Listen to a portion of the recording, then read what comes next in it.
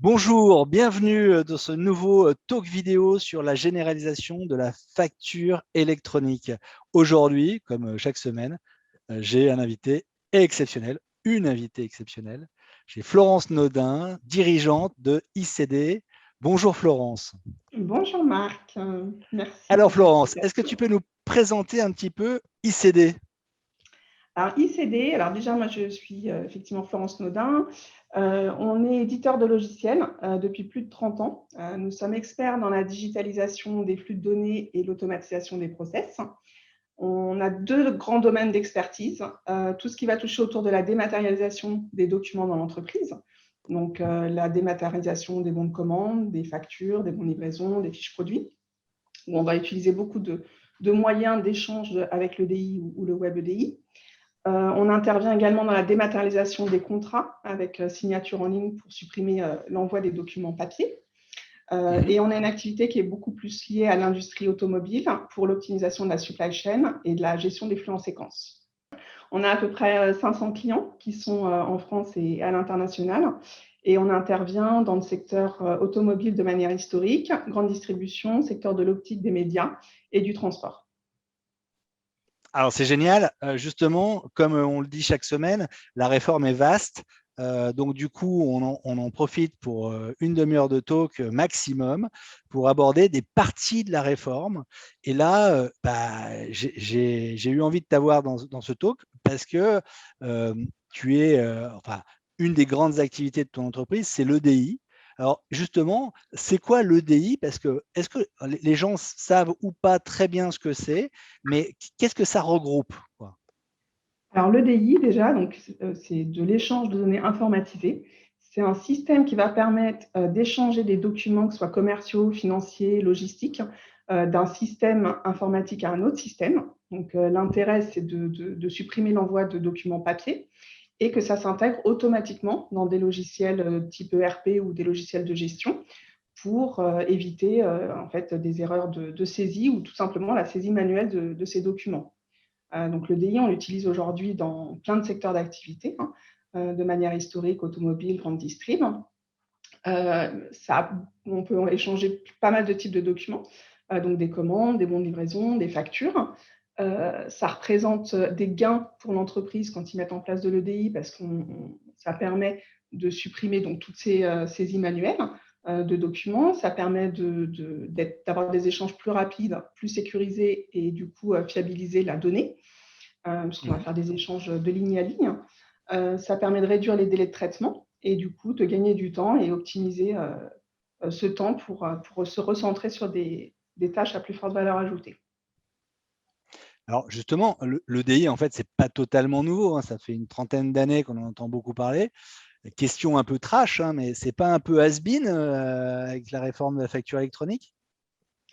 Alors non, c'est pas has-been, parce qu'en fait, quand on parle d'EDI, on parle de format en fait, d'échange de messages structurés, de systèmes de communication qui sont sécurisés. Donc ça va effectivement être de plus en plus déjà dans notre quotidien, parce que tous les échanges qu'on a, que ce soit dans les mutuelles, que ce soit la sécurité sociale, les échanges dans la banque, tout ça, ce sont des échanges EDI qui sont standardisés et sécurisés. En France, on utilise beaucoup le format Edifact pour échanger des données. En Europe, on parle plus de fichiers XML, donc il y a plusieurs formats qui permettent en fait d'utiliser l'EDI avec des protocoles sécurisés. Donc on va parler d'AS2, on va parler d'OFTP2, on va parler d'AS4 bientôt. Donc non, c'est pas has-been, et au contraire, ça va viser à se développer de plus en plus, puisque du coup, c'est quand même un protocole, enfin une technologie qui est utilisée, qui a montré ses preuves, qui est fiable, qui existe depuis plus de 30 ans, comme tu disais, et donc qui s'adapte en plus à tout type de flux métier et qui s'adapte à tout secteur d'activité. Alors, il n'y a pas un peu quand même des barrières sur le nombre de volumes ou le coût de mise en place versus le gain proposé? Alors, c'est vrai que pour mettre en place de l'EDI, il faut que le système de l'entreprise, le RP ou le système de gestion, soit en capacité d'intégrer et de pouvoir générer des données en sortie de ce système. Donc, ça peut parfois être lourd pour les entreprises, sauf que depuis quand même une dizaine d'années, l'EDI s'est démocratisé en version en mode SaaS, donc utilisé sur le cloud. Et du coup, mutualiser les outils de traduction de ces messages. Et donc, ça permet en fait de déployer l'EDI plus facilement sans mettre une infrastructure très lourde avec des budgets qui sont hors de prix. Donc, ça permet de développer l'EDI plus facilement, ce mode SaaS. Bon, alors de toute façon, l'EDI, c'est très XML, hein, donc ça a l'air de bien correspondre aussi à des exigences de format de la réforme, avec les formats Ouais. exigés qui seront de moins en moins documentaires et de plus en plus data, en fait, de plus en Tout plus à fait. flux de data. Pour moi, l'EDI, c'est vraiment, ça se positionne au cœur de la réforme parce qu'effectivement, l'État a choisi d'utiliser 3 formats pour dématérialiser les factures donc, électroniques. Donc, le format XML, UBL, C2I et FactureX, qui comprend un PDF et un XML. Donc, ces formats qui sont standardisés, structurés, effectivement, il va y avoir beaucoup d'échanges, parce qu'il n'y a pas que la partie facture, il va y avoir toute la partie e-reporting qui se base aussi sur ces technologies XML. Donc, c'est effectivement, l'EDI va être au cœur de cette réforme. Et un des succès, ça va être de maîtriser cette technologie pour le déployer. Là, tu mentionnais d'ailleurs parmi tes clients hein, des filières entières, l'optique, l'automobile, la pub, tout ça. Mais y a-t-il, est-ce que c'est réservé aux grandes entreprises ou aux grandes filières qui ont pris la décision commune de mutualiser les plateformes, ou ça se démocratise un peu l'EDI? Alors, c'est vrai que depuis des années, c'est souvent les grandes entreprises qui ont lancé, en fait, qui ont initié les démarches de déploiement EDI, de messages. Donc, c'est eux qui ont favorisé ce déploiement, parce qu'ils l'ont imposé à l'ensemble de leur écosystème, que ce soit des petites ou des grandes structures. Maintenant, ce n'est pas forcément une question de taille d'entreprise, c'est plus une question de stratégie. Est-ce qu'on veut aller vers l'automatisation de tous ces process? Et dans ces cas-là, on mène plus un projet d'entreprise avec une analyse des besoins, des flux métiers et comprendre ce qu'on souhaite dématérialiser et comment le dématérialiser. Mais ce n'est pas forcément adapté aux grandes entreprises. Encore une fois, le mode SaaS a permis de démocratiser un peu ces flux EDI, donc c'est accessible à toute entreprise. Et ça permet d'aller plus vite, en tout cas dans l'embarquement, puisque en fait, ce qui est important de comprendre, c'est que l'EDI, ça peut être compliqué si on ne maîtrise pas en fait la partie technique et la partie métier. Donc, c'est une des clés du succès, c'est d'être accompagné en tout cas par une société qui comprend le besoin métier pour l'adapter aux règles de gestion et au contrôle à mettre en place sur ces messages EDI. Et une autre clé de succès, ça va être la partie onboarding, embarquement. C'est-à-dire pour que le succès de l'EDI soit au maximum, c'est de s'appuyer sur une équipe qui va embarquer l'ensemble de l'écosystème en expliquant la stratégie EDI mise en place, ou Web EDI, et de les accompagner d'un point de vue technique. Parce que la problématique, ça va être l'hétérogénéité aussi de l'écosystème. Tout le monde n'est pas mature sur cette partie EDI. Donc, il y a beaucoup de pédagogie à faire, il y a beaucoup d'accompagnement technique pour expliquer la stratégie et expliquer la partie technique. Ok. En termes de complexité, de délai de déploiement, de complexité à déployer, tu dirais que c'est une technologie qui est simple, c'est assez mécanique, il y a beaucoup de variabilité liée au système d'information des clients et des fournisseurs. De quoi on parle? Aujourd'hui, normalement, tout système de RP ou de logiciel de gestion, c'est intégrer des données sur des fichiers plats, des fichiers structurés, ou exporter des données. Donc, ce n'est pas tant dans la complexité d'exporter ces données, ça va être d'exporter déjà les bonnes données, d'avoir l'exhaustivité des données à exporter pour qu'elles puissent être interprétées par le partenaire. Et donc, ça va être plus une analyse en amont du flux à dématérialiser. Si on dématérialise, par exemple, les factures avec ses fournisseurs, il faut bien comprendre le flux financier qui existe entre le donneur d'ordre et ses fournisseurs, tous les cas de facturation, de type de facturation, pour qu'elles soient prises en compte dans les règles de gestion et dans les contrôles à mettre en place au niveau du message EDI. Donc, c'est vraiment un accompagnement technique et métier. Aujourd'hui, un fichier XML, j'ai envie de dire, tout le monde sait le faire. Toute entreprise informatique sait générer un fichier XML ou intégrer un fichier XML. La problématique, c'est d'intégrer les bonnes données et au bon endroit dans l'ERP et générer les bonnes données également, en mettant les bons contrôles. Donc, c'est vraiment d'accompagner les entreprises dans cette partie métier et technique. Aujourd'hui, c'est vrai que nos consultants, ils ont cette double compétence, technique et métier, et donc sont capables de pouvoir rédiger des normes EDI qui sont en corrélation avec le besoin de nos clients. Alors, une question que j'aime bien aborder avec nos intervenants, c'est ta vision de tes clients existants et de tes prospects. Ils sont au courant de la réforme, ils sont au courant des implications de celle-ci, ils se sentent détendus, ils se sentent tendus. C'est quoi l'ambiance en fait?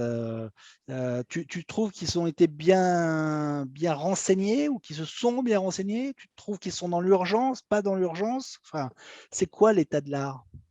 Alors, nous, on adresse autant des grands comptes que des ETI, que des PME. Donc, c'est-à-dire que nous, on va avoir dans nos clients le panel des trois tailles d'entreprise et donc qui va être un déploiement progressif. Dans les grandes entreprises, la majorité des sociétés, des directeurs financiers qui portent en général les sujets, sont quand même au fait de cette réglementation. Par contre, étant donné que les spécifications ne sont pas encore complètement finalisées côté des GFIP, je pense que le discours, il va être important et la communication et la pédagogie autour de cette réforme, l'explication et l'interprétation, elle est très importante. C'est vrai que nous, on travaille, on a participé depuis l'origine aux travaux de la DGFIP. On avait participé même à l'expérimentation en 2020 sur la plateforme Chorus avant que les travaux des DGFIP ont été initiés. Donc, on suit de près ces travaux. Toutes les entreprises ne le suivent pas. Donc, nous, on a un rôle vraiment d'informer et d'être objectif sur cette réglementation, d'apporter vraiment notre compréhension sur comment ça va se déployer. Et donc, voilà, aujourd'hui, on a des grandes entreprises qui sont plutôt au fait de cette réforme, des tailles intermédiaires qui commencent en fait à prendre le sujet, mais on entend beaucoup de choses et voilà, qui ne sont pas forcément toujours toutes vraies. Donc, il y a un peu de pédagogie, effectivement, et de communication à faire. Et puis, alors, les PME, elles ne sont pas encore du tout dans cette communication-là. Donc, les entreprises comme les nôtres, en fait, on a un devoir pour moi d'informer. Donc, on fait pas mal de webinaires inter-entreprises pour expliquer avec les différents intervenants les objectifs de cette réforme, déjà, de faire comprendre les objectifs, de faire comprendre ce schéma en Y qui va être porté par la DGFIP et comment ICD peut les accompagner pour que ça soit le plus transparent possible, pour qu'il y ait le moins de changements de système d'information possible dans l'entreprise. Oui, en effet, le moins qu'on puisse dire, c'est que les niveaux de connaissances par rapport à la réforme sont assez variables. Et que globalement, je te rejoins là-dessus. D'ailleurs, toute la filière, hein, qu'elle soit FNFE ou qu'elle soit FNTC ou qu'elle soit des clubs EDI et tout ça, milite pour renseigner les clients, leur expliquer ce qu'ils doivent faire, ce qu'ils doivent attendre pour faire, parce qu'on n'a pas encore tout n'est pas sec, hein, comme tu l'as dit. On scrute avec impatience tous les trimestres les specs externes hein, qui nous renseignent un peu mieux chaque jour, chaque trimestre sur ce qu'il va falloir faire. Mais c'est vrai que ce n'est pas forcément évident. Donc, à part ce devoir de conseil, d'awareness, de renseignement des futures obligations des clients, comment tu positionnes ce que doit faire ta compagnie tu vas proactivement militer pour, tu attends qu'on vienne te chercher? Je ne pense pas. Mais, Non, on fait pas mal d'actions déjà chez nos clients.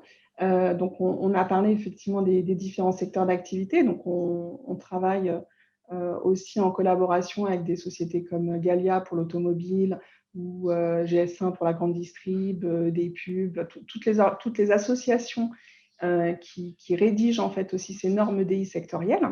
Donc, on les accompagne aussi pour leur donner la bonne information. On fait aussi donc des webinaires interentreprises et on se positionne également sur la partie plateforme de démat, donc en tant que PDP de demain, même si on attend ces spécifications techniques le 31 mars avec impatience. Aujourd'hui, on fait de l'EDI fiscal depuis des années, c'est un peu notre cœur de métier. Donc, ça va de soi qu'on va aller jusqu'à la mise en place de cette PDP, donc plateforme de démat partenaire, pour accompagner nos clients sur cette nouvelle réforme. Alors, l'EDI fiscal, hein, c'était une des exceptions de l'article 289, hein, celui qui permettait de se passer de la pièce d'audit fiable, qui est obligatoire, il faut le rappeler, pour tous les échanges de documentaires classiques, hein, facture papier, facture PDF, tout ça, à l'exception de l'échange de PDF signé, mais qui n'a jamais vraiment décollé en France, donc on ne peut pas tellement en parler plus que ça.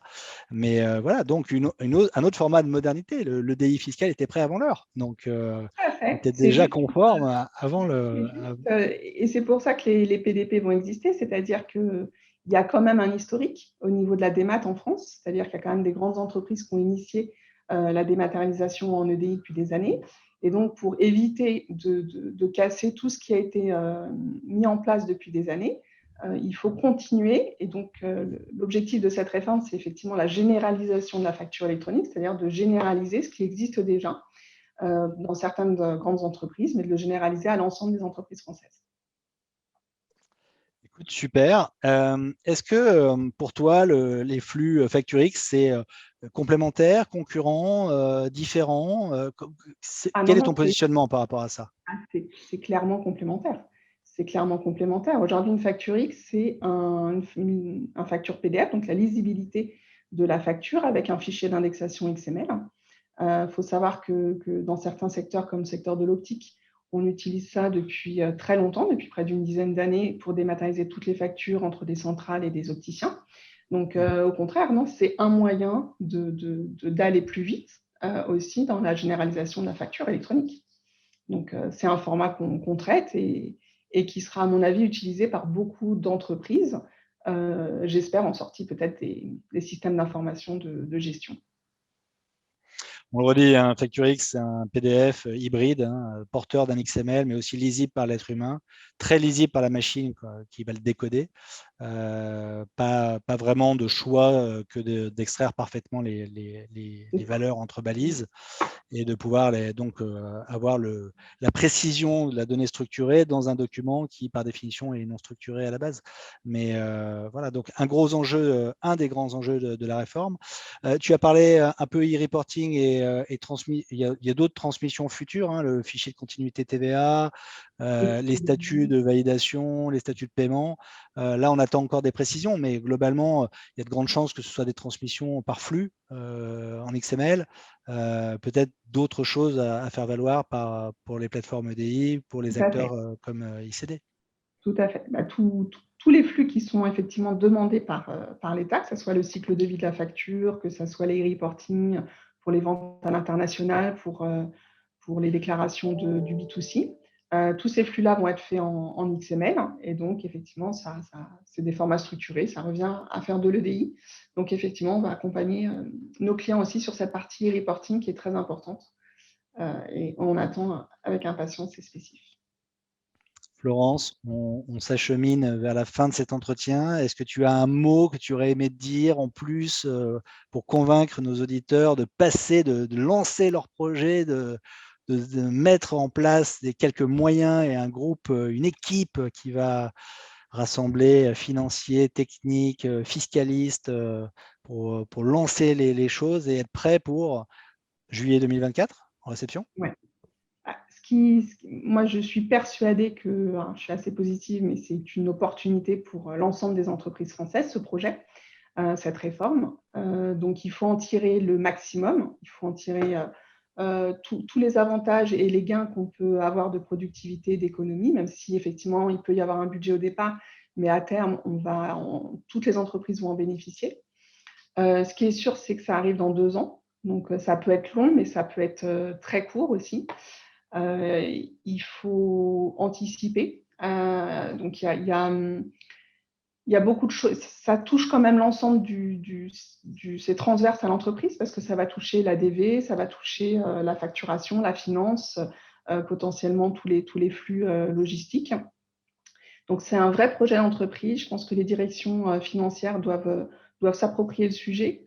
Nous, on préconise en tout cas pour être prêt d'anticiper et de commencer par faire un audit technique et fonctionnel du processus de facturation actuel pour avoir un état de l'art en fait, de ce qui existe aujourd'hui dans l'entreprise, les différents types de flux de facturation, les différents types de TVA, enfin de faire un petit audit de ce qui existe, de pouvoir faire un gap entre le processus cible et l'existant, en tenant compte bien sûr de la réforme, mais également de toutes les bonnes pratiques qu'on peut mettre en place dans l'entreprise pour optimiser les process de facturation, pour pouvoir faire un plan d'action assez rapidement et être prêt pour 2024 pour l'ensemble des entreprises.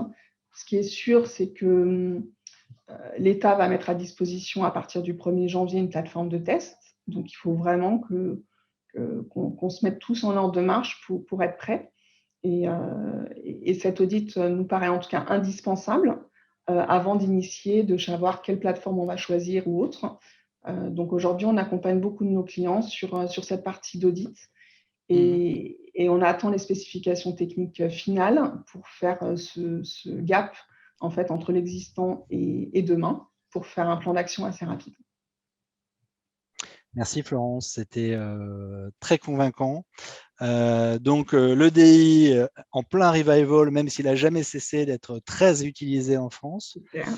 On a une idée des flux de factures, des 2 milliards de factures qui passent déjà en EDI?